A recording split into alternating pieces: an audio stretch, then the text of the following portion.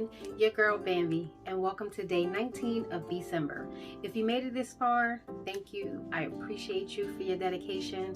And if you happen to miss any of my videos, I will definitely post it up here somewhere in the card so you can go back and watch the playlist as soon as you get the chance.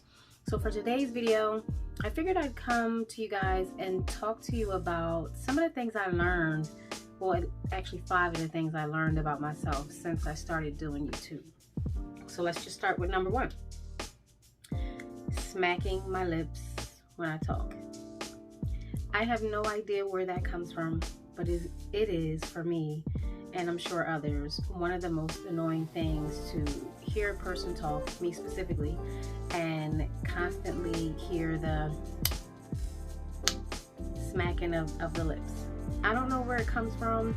Maybe it's because, you know, you're doing a lot of talking and you're thinking about the things that you're saying and you're just not conscious of what you're doing when you're talking, which I'm assuming is the case for me. But yeah, the smacking of the lips is definitely something that I want to work on, something that I want to stop, because in person, I don't talk like that. So I don't know where this smacking of the lips comes from. So it's something I definitely want to work on, and it annoys the hell out of me. So number 2. I notice when I go back and watch videos for editing purposes, for the most part, that I make some strange facial expressions when I'm talking. I'm not sure where that comes from either. I don't know if it's that, do I really look like that when I'm talking, and because I'm not looking at me when I'm having a conversation with someone else, I don't notice those things, or is that again something that just came to light when I started doing YouTube because I'm being, you know, so cautious of the things that I say or how I say certain things. So I don't know if, you know, the facial expressions were just kind of like born out of that. I don't know. But it's weird seeing what it looks like to have a conversation with me, if that makes sense. Number 3. Over time, I've learned that I've become a lot more self-conscious about everything. So it's, you know, your appearance or my appearance, what I'm saying, how I'm saying it, you know, whether or not, is that something that I wore in another video before? Really, who cares? But I mean, those are the things that you constantly think about. And I think the pressure of watching other YouTubers' content and just seeing the things that they come up with when they're creating what they produce, you know, whether it's their outfits that they're wearing or, you know, how they're styling things and putting it together. Now I'm very, you know, conscious of those things.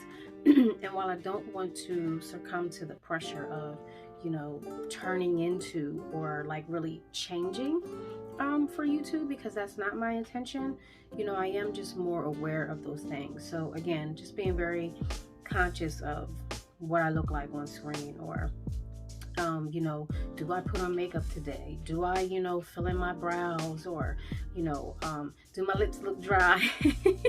I mean, it's just those little things that, you know, maybe you don't pay too much attention to before, that is kind of more heightened in your senses or your awareness now. So yeah, that's one of the things. I just smacked my lips, I know, but that's one of the things that I learned about myself during this whole YouTube journey.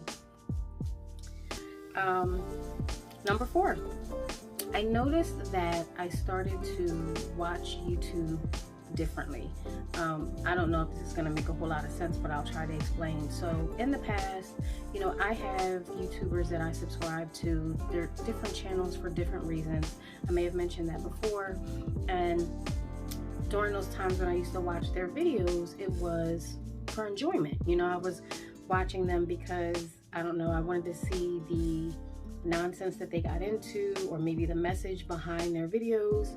And so now I find that, you know, being a year in at this point, that I'm watching their videos to really learn what they're doing. And it's almost like scrutinizing it, not to critique it, but to see what are the things that they're doing that actually works for them, and you know, how did they, you know, are the things that they're doing connected to the growth of their channel, or their longevity, you know, with subscribers, things like that. So I'm not really watching so much for enjoyment like I have in the past, and I kind of missed that a little bit. It's more so focused. It's almost like research, and it does take the fun out of it a little bit. But that is one of the things, number 4, that I learned about myself while going through this YouTube journey. Number 5, this is probably the biggest one for me, and it's why I left it for last. And it's that I've learned that it's difficult to really find that balance between privacy and like healthy disclosure, or just like kind of being yourself. It's one thing to be able to do that in person, which I am a private person in person. You know, you don't, well, I don't necessarily share, you know, a whole lot of details about my life, but that you have to find a fine line with that when you're doing YouTube, because you don't want to be seen stiff or boring, and you want people to kind of get to know you for who you are and your personality, but that may not always translate through the lens, and so it's been a struggle for me over the past year or so to really try to find that healthy balance of, you know, give a little, let people in, and then, you know, a pullback. That's a little bit too much. Everybody doesn't need to know everything or see everything, those types of things. So it's really been a struggle, or I've been learning, I'm going to say, how to try to strike that balance. And you guys may have a different opinion, and so if so, please do share in the comments, because the more that I hear from you, the more that I'm able to, you know, take in the feedback and learn some things, so that if I need to make some adjustments, not because everyone has an opinion, but because, again, I do want to be better or become better at what it is that I'm doing at this point. So yeah, those are the 5 things that I learned about myself during this YouTube journey.